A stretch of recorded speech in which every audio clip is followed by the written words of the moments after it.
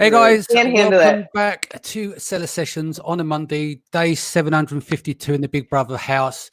I've got these crazy ladies with me. I'm sure they're going to show me up on the court at some point. They've been conspiring against me in the background. With me is Cassandra Craven, Sylvia Stefanovic. I've started, didn't I? And Ferris. How we doing, guys? You all right? Good, thank you. Did you ladies have, to use Cassandra's word, did you have a fabulous weekend? My weekend was definitely not as fabulous as Cassandra's hair. Okay. So jealous. Excellent. I was working. Sundays were my work day, so I was geeking out, but I wrote a whole follow-up sequence so that I felt productive. Cool. Well, today we're going to be talking about personal branding, aren't we? And we're going to do product branding. So let's go around the room quickly for those who are not acquainted with you guys. Starting with you, Cassandra, do you want to give the audience a little bit of background on yourself? Hi, I'm Cassandra Craven, Helium 10 social media manager. I'm sure you've seen me on many a podcast recently promoting the Branded by Women Summit, which I'm very excited about. Thank you, Danny. Looking forward to talking about all things social media. Excellent. And to you, Sylv? Can I just say something? Cassandra, I couldn't hear a word you were saying, so I don't know if it's my microphone. I could hear you. Okay. Can you hear that now? Can you hear my voice, Sylv? I can hear you. Okay, Cassandra. Go on, you speak, Cassandra. See if we can hear you. I can hear you now. Okay. Maybe I was too quick. Can you hear me now? But you go, Sylvia. On the last podcast, I had massive issues, and nobody told me about it, so I didn't look very good. You guys have to tell me this time if it happens. Okay. But what I do is I have a lingerie business, predominantly in Poland. I've got a brick and mortar store. I do wholesale, and I do e-commerce as well. Excellent. And Anne. Hello. My name is Anne. I have an Amazon business, e-commerce business, and I love the creative side of it and the social media. That's definitely my favorite part of it. So reconciliation of your accounts and stuff is not up there in your wish list of to-dos? Definitely not. I have an extreme aversion to spreadsheets. Okay, that sounds good. As long as you know your numbers, that's fine. So at the bottom of the screen, someone's joking. Facebook user Sylvana. Sylvana's here with us. Owen says hi, everyone. Florence says good morning. Can't really miss this, but we'll have to tune in every now and again as I really need to get some work done. Florence, stay around. I'm sure they're going to embarrass me. Don't you worry about Danny, that. I was going to say, I feel like the light just changed. Did you turn it down so we can't tell if you get bright red? What you mean with the lights gone? If I get blushed, you mean? Let's have a look. Yeah. Let's see if because I feel like something changed. Yeah, no, it's the light outside. The door swung. It looks like. Can't you see it? The light's coming in from there. Yeah. Danny's scared. I am. Good morning, ladies and Danny. Hello, Tiff. Good morning. How are you? Hello. Mr. Tree says great channel. Yari is here saying hello. Nalia is here. Hello, everyone. Facebook user Owen. We talk about this. Leave. Okay. We'll leave that one off. Danny has a sexy voice. I don't know about that. I agree.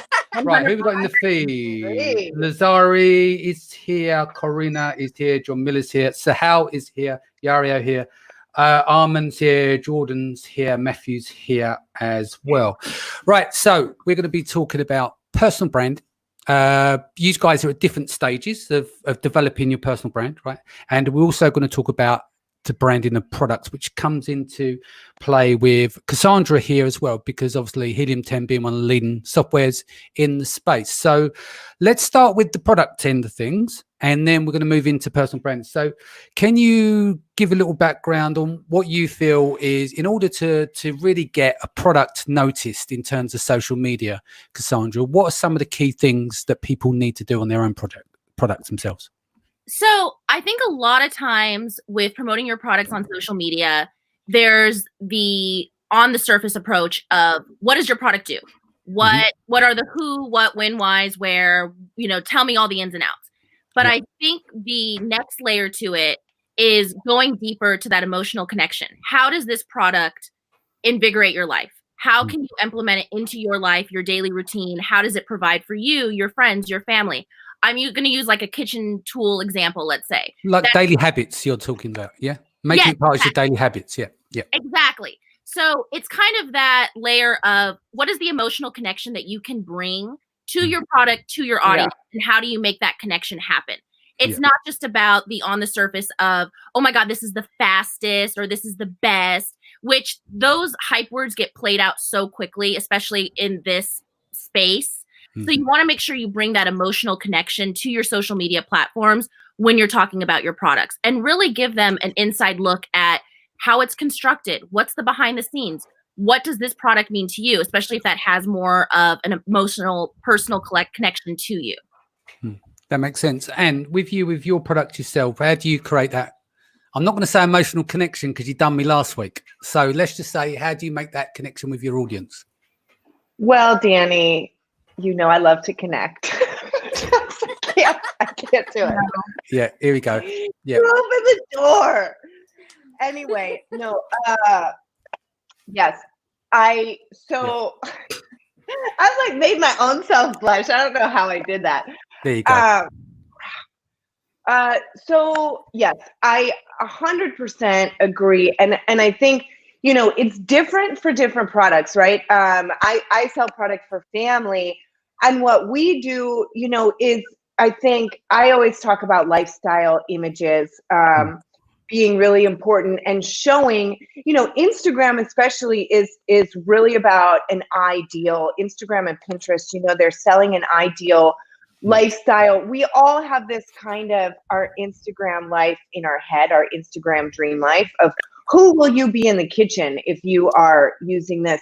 For me, it's what I'm promoting an ideal of what kind of mother that people want to be. So, really showing pictures of families bonding, things like that. I talk about this in my presentation, but there's this book. I'm like, wait, I want to pull up this one, but I'm not going to. I'm going to pull up the other one. Yeah, no, we'll put that one. That's not after the watershed. Yeah. I just have this right here. But this book, Building a Brand Story, which is by Donald Miller, from what Cassandra said about hitting people emotionally, he talks about how products they solve a problem, but we have external problems, for a kitchen item, like a nonstick pan. But the internal problem might be being able to cook dinner faster, or a philosophical problem. And if you hit people like philosophically, psychologically, you're going to really like get them in their heart. You're going to pull them into the story and they're going to want to be involved. And the psychological or philosophical problem might be a working mother who, it feels guilty that she doesn't have time to make a home cooked dinner every night. Well, this pan, it cooks things so quick, it's super easy to clean up. So you can just, you come home from work, we know you're busy, and you can have dinner on the table in 10 minutes. And that's kind of the way that you can turn something from being just a regular average product into something that like hits how people are going to use it in their life and how it's going to improve them and their, what they view as their inside, ideal reality. Yeah. Same question to you, Sylv, maybe slightly different because the product from product going from a software to lingerie, it's going to have different attributes. So what's your take? So for me, I would say it's two major things that I really pay attention to and make sure that we address it really, really well for customers. One, being in fashion niche, you have to appeal to everyone. I don't like to discriminate. I don't want to bring size 0 models and show a beautiful lingerie set on them. It's gonna look good, I'm sure, but at the end of the day, my customer doesn't look like a size 0 model. In fact, maybe in the whole world of females, maybe 5% would look like that. So I want to cater to the 95. I want a real woman in my photo shoots, and I want to show different sizes, different figures. I want us to be talking about, what we can kind of mask and, make look a little bit better if we cheat a little bit. This is what women want. So I need to really appeal to them in that way. So kind of being authentic and being real with my product and how we present them. So that's number 2. And the second one is actually how we support our customers, especially if you have got an online business. This is very different if you've got a brick and mortar store. But if you sell online, you have to be able to communicate what a product can do for you and for your body type. And this is very hard because fittings in fashion play a massive part in terms of your decision making, whether you're going to buy it or whether you're going to send it back once you tried it on at home. So making sure that we've got all sorts of instructions, we do a lot of personal even calls to customers, making sure that they are buying the right size bra. They love it. We always score 5-star reviews because of that personal touch. And we also have a suite of tools where customers can go into on the website and calculate their own bra size. And, we're working on some new initiatives for that as well. So I want to engage with them as much as I can so that this shopping experience is fun. And at the same time, they're going to pick the right product for their body. So we done a Mindset Sunday yesterday, and one of the things we were talking about is filters. And now my approach with my daughter, she's 14 years old, and you talk about being authentic and everything else, and it kind of sets this tone of not impossibility, but like there's filters out there that makes adjustments, right? So it still looks natural, but you've got a filter. But then there's some filters that makes people not look human anymore. And there's this kind of thing I've seen more and more regular is that people, men and women, are looking less like human beings under these filters. And then it's almost like there's a new benchmark to meet. What, starting with you, Anne, what is your take on that? And what was your approach to your children with this? I know they're a lot younger than mine, but I find that is a concern. So does my wife as well. That, you can't set that as a benchmark, because then you're always going to refer back to that. And this is why people might want to go and have plastic surgery to actually start looking like filters rather than does that make sense? Yeah, totally. I actually feel really strongly about this, especially in the space of women. And I think that there are brands kind of go one or two ways. You really go towards that I'm selling the ideal, I'm selling the sexed up version of myself or my products, or you go the very authentic route. And I think for small businesses, people starting out, that's really what people are looking for. And when they're deciding to shop small, that's what they're looking for, is that kind of authenticity and personal connection. And I do think that we have to be really important to the messages that we send to people through the media, because it is, little girls are growing up with this idea of who they're supposed to be, and boys too. And I think, all of us are a product of what we see in our world around us as we grow up. So, for example, in my brand, I sell to a lot of new mothers who I know are in a sensitive stage of life. They're emotional, physically, they've had a lot of changes, not just their weight, like everything. And so for me, it's really important. I never use professional models. And most of the models that I use have just had their babies. So, most of them are real, they're normal size. And I just think it's important to represent people. Like, we have a section, for more curvaceous plus size women, because everybody at the end of the day wants to be represented. And also, I personally want to do something that I'm proud of. And I think it really is time for us to stop saying, like, you don't have to be perfect or not real. Like, let's make what is real beautiful, and highlight natural beauty. I'm doing like this course with Ezra Firestone right now, and his brand is all about like highlighting natural beauty when you're older. But I think it's a responsibility of ours. To be honest, I consider it, for me, a responsibility of my responsibility to the customers that I'm supporting, that I represent them through my images, and saying you're okay as who you are, and not you should look like this. Yeah, Cassandra, what's your take as well with filters? What I'm saying is, I'm not saying you should use. I'm saying here, it's not you should use filters, but where does the line draw from when someone uses a filter for an enhancement and a filter, and then they look like an alien sometimes. You know what I mean? Like men and women, they can just, it gets out of control like a Snapchat filter. It just. Are you using them, Danny? Because he seemed to know so much about filters. No, it's because I'm always telling my daughter off. The cat face, or the like, what is it? A unicorn vomiting rainbow? I feel like that's Danny. Yeah.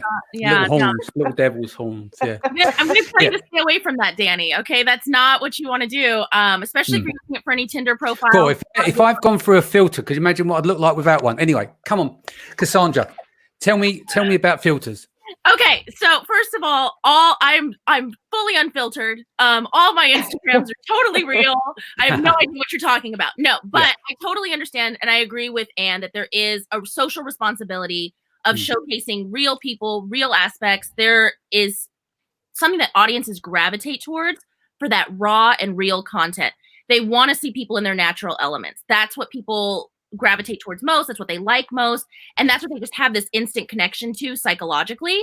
Something I really love when you're talking about a social responsibility, especially for women, is when bloggers, influencers, even the Kardashians will do the transformation post. Well, they'll show you the glammed up, I was on the cover and this is how they made my waist super tiny and my boobs super big. And this is my filter in my hair. I mean, all natural here. But then they show this is the reality of it, or this is how I really look. And I love those time lapses to show the beginning to the end. I think that really gives another real approach of this isn't just how this person walked into this field of sunflowers and looked gorgeous on their Instagram post and promoting their new dress. You know, it's about this is how this came to life, and you have to know the process, and that there are these tools available to make you look at these aspirational looks, but not that this is just a given, if you will. Yeah, makes sense. Sil, what's your take? Okay, so I'm really sorry, Cassandra. I cannot hear you at all. And I don't know if Danny is doing this to me to put me out of my comfort zone, because he will say like, please comment to what Cassandra just said. I'm like, I don't know what to say. Okay. Do you want to put it on your phone so you can hear Cassandra in the background? Because there's no reason why I don't control the volumes here. So I don't know if I believe you, but anyway, let me. Anyway, Sil, there was all nice things that she said about you. I hope so. Yeah, of course. Why not? Yeah. Okay, so in terms of filters, I don't know. Like on one hand, I feel this is a bit of a catch-22 situation. You know, like if we take ourselves back into that school situation where we've got these popular girls, and I suppose all the girls wanted to be them, right? Yeah. And I feel a little bit of that is going on in that social kind of media scene now as well. And if you're creating a brand, especially aiming at females, it's very tough to make that decision, like which way do you want to go? Because on one hand, they kind of, you know, sometimes they want to see a bit of airbrushing going on, and maybe this is for some females quite aspirational. You know what, you have to find the balance. So I feel like with my brand, I'm trying to constantly find a balance, but I think there is a bit of that, you know, wanting to maybe look like somebody else who, and this is because of the media, right? Like this kind of one standard of beauty is being you know, is being shown for years and years, and it's like stuck in our heads. So we want to look like that, but that's not the reality. But I think but your products are different as well, right? So we're talking lingerie on one side, and then we're talking with Anne's is for new mums. So there's a different there is a different dynamic there, isn't there? Yeah. But then you, like I said, you got to work to the percentages. It's like what it becomes acceptable that goes out the door. Do you know what I mean? Do you take it from like something that's completely unrealistic, or do you say, no, this is part of good lighting, nice imagery, enhancements and stuff? Yeah. Totally. Yeah. And I think that, you know, for example, using like that, I use real women and they aren't professional models, but that's not to say if I'm using women who are, you know, a size 10 to 16 instead of a size 0 to 6, that's not to say that I don't have beautiful images, because we still use a professional photographer, you know, we use beautiful settings. And so, you know, by doing that, it's, you know, these and they're edited photos in the sense of editing the lighting and stuff like that, not putting filters through, but like what you do with wedding photos or whatever. But, you know, so those photos still come out beautiful. And it's a way, it's like, okay, look, you don't have to be this way and look beautiful. Look at these images are beautiful too. And you kind of subconsciously see yourself. But I get lingerie is a different world as well, because if we're going to wear nice lingerie, we're going to wear it for a reason. And we'll leave that bit there. Okay. So What do you mean? moving on. Moving on. Yeah. Cassandra, personal branding. I mean, I know that you do a lot around Helium 10, but what about for building your? I mean, let's just take a little bit about your background. You're from the film industry, right? So you've seen a lot going on down there, movie sets and everything else. What do you do in terms of your personal branding outside of the Helium 10 setup? Is there anything that you do there? One of the things that I learned from working in film and television is that you want to break that fourth wall. And people love to see behind the scenes content. People love to see how things went down, how it works, what's going on. What can't you get from the on the surface packaging, if you will? And that was one of the most successful things I did working for daytime court shows and behind the scenes for Aquaman live from the red carpet. People want to know. I know, girl. I know. Yes. And we'll talk about that later. But people want to be part of something that they can't normally be a part of. So even my big thing is I love pop-up museums. I love going to those. And people want to know, like, what's the process? What's the walkthrough? I get so many comments on those. I get so much interaction. People like to know about things that they either can experience firsthand or they want to, and they want to get a preview of it. So that's how you kind of break that fourth wall and let people into these unknown factors or things that they can't predict at the moment or experience themselves. Yeah, makes sense. That's super cool. I love that. What about you, Anne? What are you doing in terms of building your personal brand?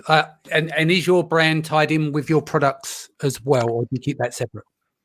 I mean, I don't really have like a personal brand that I am trying to grow per se. I am the face. Well, one of the faces of my brand. So which I think, especially for a lot of new businesses, I think if you are able to, I think it's a really good idea to be the face of your brand, because people have a lot of distrust, on Amazon, especially people are wary of Asian sellers or big corporations, just in general. And I think especially if you're promoting yourself as more boutique-y, small shop, people just like to see who you are and what you stand for. And I think it's really a lot easier to talk about your brand story and your brand identity if you are the actual one talking about it. So when I started with my brand, I mean, I did my own videos and photos because I didn't have anybody else, and I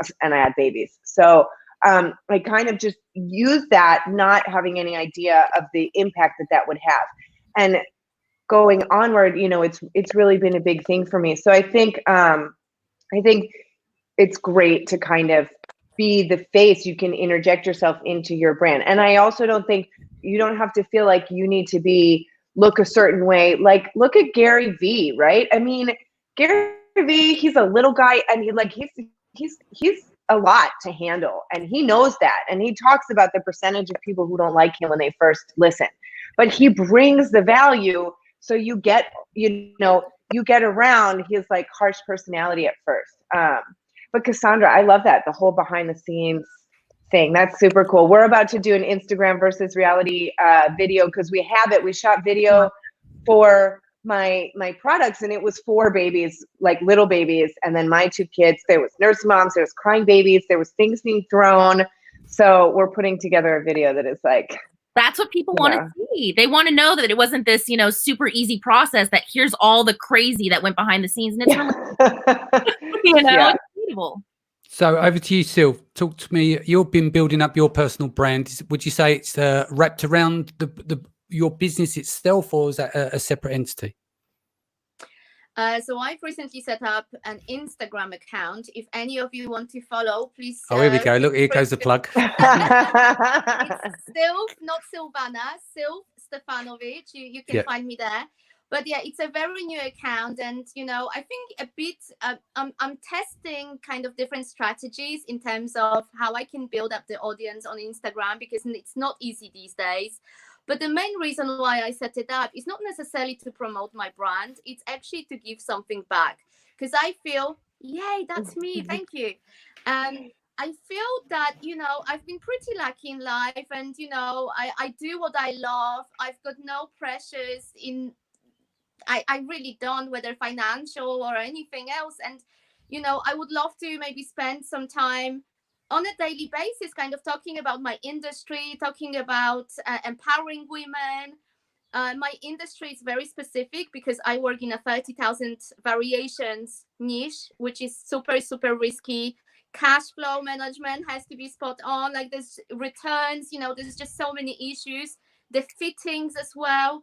So for me, there's so many people going, so many females especially going into fashion, not really understanding what they're getting themselves into. And I was one of them when I started as well. So if you are in lingerie or in swimwear, like, please follow, because hopefully there will be some like interesting tips that I share, kind of, you know, how to swim that lingerie lane a little bit better than not having anybody else to ask. Yeah, makes sense. What about in terms of content, the types of content, long form, video and stuff? And are you doing much in the way of video, or is it mainly images and text? Well, I have a YouTube channel for my e-commerce brand, and actually, I think that was a big part of the reason why I had success fairly quickly. I think it's true. Instagram is so saturated. There's so many images, and now with quarantine, it's even more. There's so many images. There's so many videos. So if you're new on Instagram, it is really hard to get out there. And with Instagram, with Facebook, you know, you have to pay a lot. So I think with YouTube, like, I get 15 to 30,000 views per month on YouTube, and I've never paid a cent, mostly because I just haven't had the time to like look into it. So YouTube is one of those things that you can rank a lot easier. And I think, for example, on Instagram, like, I found, because I recently started a personal Instagram because I didn't have one. And it was just weird when I was trying to communicate with people about stuff that didn't have to do with my brand. And I found that, you know, people don't want to read, you know, and it's my habits too. You don't want to read that long form type, right? Moondancer.purvita. But people go to Instagram for the images. So I think if you have a message you want to get across on Instagram, you post images that are going to get people's attention, which is basically people just like to see faces, outfits, and travel stuff. And then you can talk in your stories. Whereas YouTube, I think people they commit. Like, when they go, they're committed to sit down and listen, and they're expecting to be told a story. So I think YouTube is a really great medium because people will listen to you a lot longer. And if video is not your thing, I think that Pinterest, I mean, if you're a woman, you should, and you sell to women, sorry, not if you're a woman, if you sell to women, 90% of Pinterest users are women, and half of those women have kids. And Pinterest converts for sale way better than any other social media medium. Mm-hmm. And again, Pinterest, people go, they're looking for inspiration, but it's really common, you know, a lot of Pinterest photos will lead to a blog. So if you're into blogging and you feel like you can tell your story through blogging, you can create, you know, the Pinterest photos that are like 5 tips for, you know, this or that, or like, you know, my 5 favorite at-home workouts or whatever.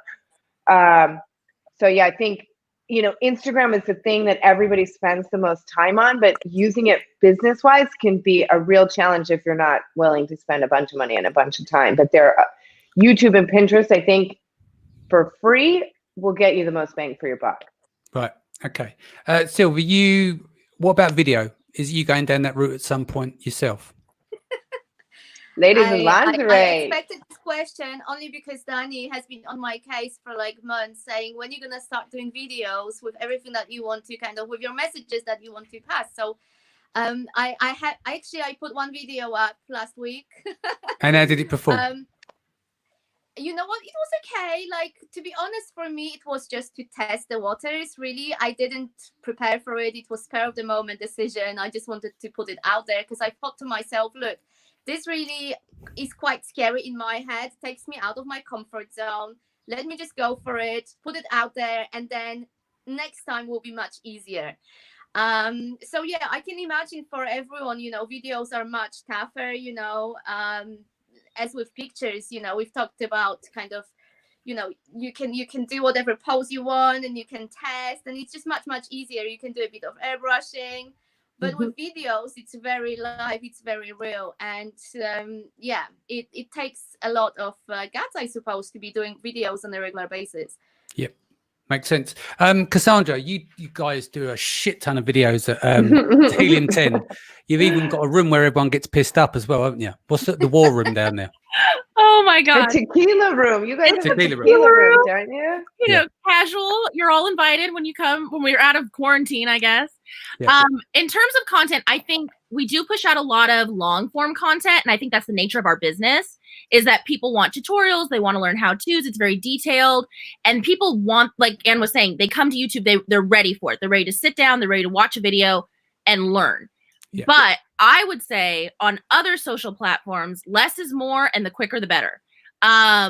Which, shouldn't be translated to other things in life, but I'm saying it for social. So, thank you. Okay. So, I just feel like Danny, poor Danny. Danny. Hold on, Your the fault. eject button. The eject button. I did say to Fee, we've got the eject button. Look, this one. There you go. And she's back again. Look, we've got her back at the bottom of the screen. Yeah, go on. Quicker the better, less is more. I think that's why TikTok has taken off, because people can get these quick how-to tutorials in 60 seconds. Yeah, Sam, I also think engagement, when you were saying how it's oversaturated now, you need something that people can engage with on Instagram. So a carousel swipe of facts or numbered how-tos, things like that. I also believe with Instagram stories, I don't know if you guys have ever noticed, but if you post more, your engagement goes down. Unless people are really wanting this content, which I find 9 out of 10 times they don't, the first few will perform really highly, and then just stuff starts to drop off. So you want to make sure you're putting your best out there. It's engaging. You don't just want to oversaturate for, just for the heck of it. Makes sense. Talk to me about TikTok, actually. Has anyone got going with TikTok yet? I know, Cassandra, you threatened about it a while ago. Have you managed to do anything on TikTok? I did one TikTok. I had a plan to do like the Freedom Ticket course and like go through my journey through TikTok.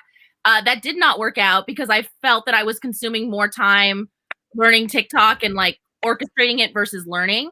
But I think there's a really great plan in place in the future, perhaps for some social media software companies that'll be leveraging it soon. I think it's a really great platform. I think it's just about finding your niche on there.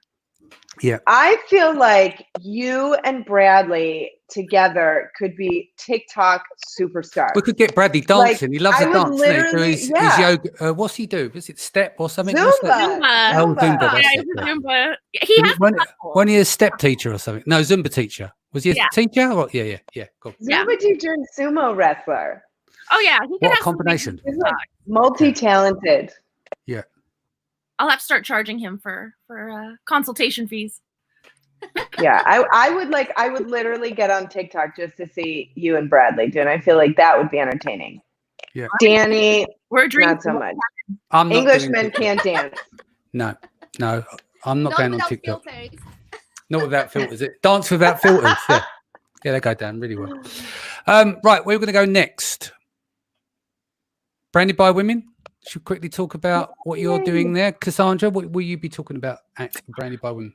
Well, Danny, I am going to give 10 social media tactics for female entrepreneurs, and I'm going to go through everything. I'm going to give you how to start and find your niche. Is there a market for your niche? How do you scope out your competitors? And then I'm going to translate it into finding your inner celebrity. How do you embrace that for your social media presence, your aesthetic, your brand voice, tone, everything you need to know. And then we're going to deep dive into the analytic portion of it. How do you measure this? Do you need a little A/B testing? Should you look at which platforms are more profitable, more engaging, and how to leverage that and expand your business? Excellent. And what will you be covering? I am talking about what women really want. Okay. So my presentation is on I keep trying, Danny. And the problem is I'm making myself blush and not you. Yeah. There's still time. We've still got time. We've got time. We haven't seen the book yet, by the way. We want. I to know. See I'm like, No. Yes, we do. Yes, we do. Shut it down. Shut it down. Is she back again? There she is. I'll get banned. Danny, what? You're not that bad. Because of what's on the cover of that book would mean that we would It's get banned. a zipper. It's a zipper. This is a cultural issue. Why are we afraid of Yeah, so zippers? pink slippers. Right. Lydia's Okay. not ready for this right now. Right.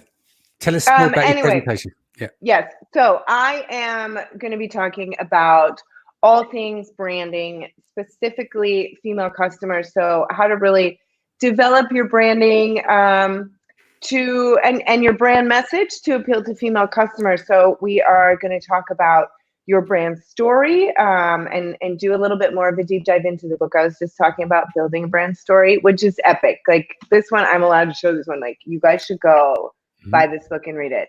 Personal brand, whatever kind of a brand. And it's about kind of building storylines for movies.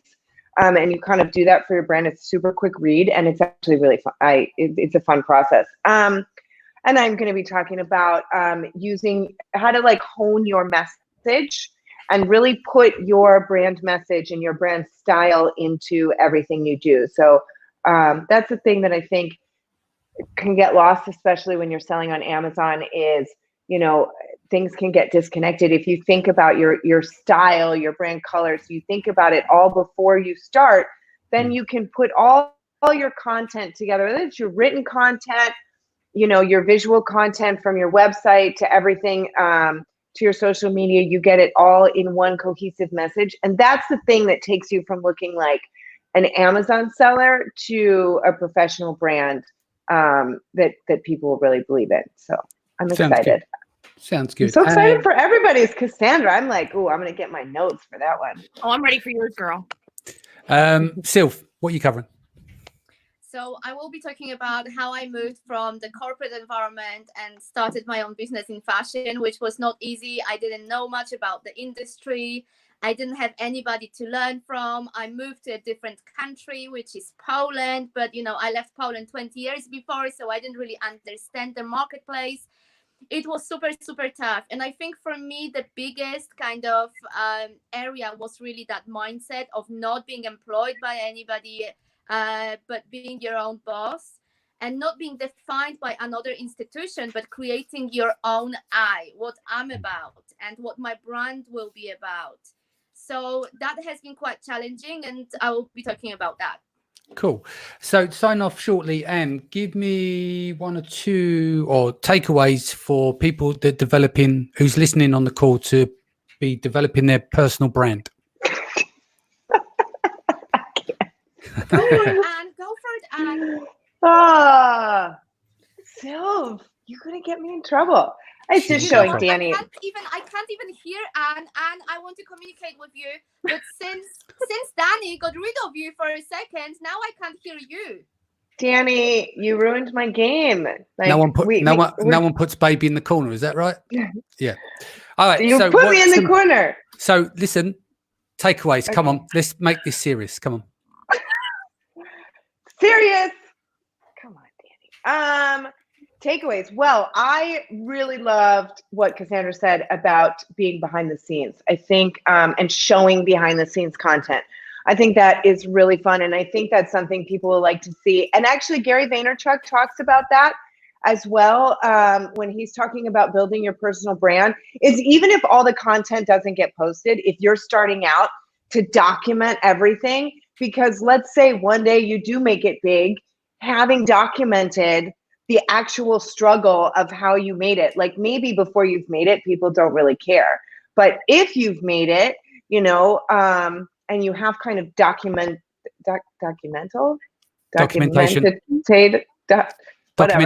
Yeah. If you have documentation of that, then people will really want to see that. So I thought that was awesome, Cassandra.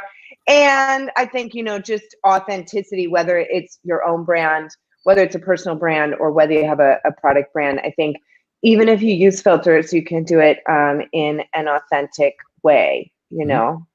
Cool. Sylv, a couple of takeaways from you. Takeaways from this call, or?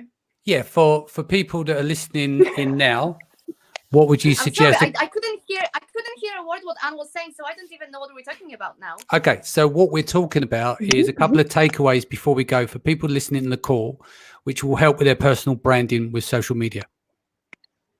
Oh, be yourself, number one. Yeah. Don't try to be somebody else. Don't copy too much. Totally. Yes, you can have some, whatever, it's a female leader, whoever it is, you can look up to people. But at the end of the day, you have to be your own person and follow your journey and make a stamp for yourself and believe in who you are. Confidence is a big thing that we need to work on as females. That's something that is always at the end of my head whenever I'm making decisions as well. It's like, still go for it, you can do this. So again, you know, being a little bit braver, and also even if you're an introvert, like, you can still do it. You know, I do actually touch on that a little bit in my presentation in Branded by Women. But I don't want females who are typical introverts to feel like they're left behind in terms of creating their own personal branding or branding for their businesses, because that, you know, it doesn't matter. It really doesn't matter. You've got so many other skills that, you know, a caring nature and emotion that you can just use to build yourself up. Cool. And Cassandra? Well, Danny, based on this call, and my personal philosophy is something I always want people to remember is make it fun. You have to have fun on social media because people are there to be entertained. People come to social media for a variety of reasons, whether they're bored or they're looking for something or they want to learn about something. And you have to make it fun, because if you don't, people are going to tune you out and they're going to think you're boring and they're not going to look at your brand. They're not going to look at your business. And they're not going to care. I mean, that's basically what it is. And I feel that something with Helium 10, with my personal social, I always bring an element of fun. You want to have fun. You want to be entertained. You want to show people engaged and having a good time. And I think that's something I really love to bring to the forefront, and that all businesses should always strive for. Whether you're selling a cheese grater or lingerie or at-home products, whatever it may be, make it fun and entertaining. Just like this call, Danny. Just like I was going to say, I don't know how much fun you can get out of a cheese grater, but let's leave that one there. Guys, go and grab a free ticket, brandedbywomen.com. It is next week, and put that book down before you get me sued. Lovely to see you guys. Lovely to see you guys. But we've got to go. Next week is We'll a see you really later. good one. I'll be back here 4 p.m. BST tomorrow. Take care. Oh my God. Bye. Bye.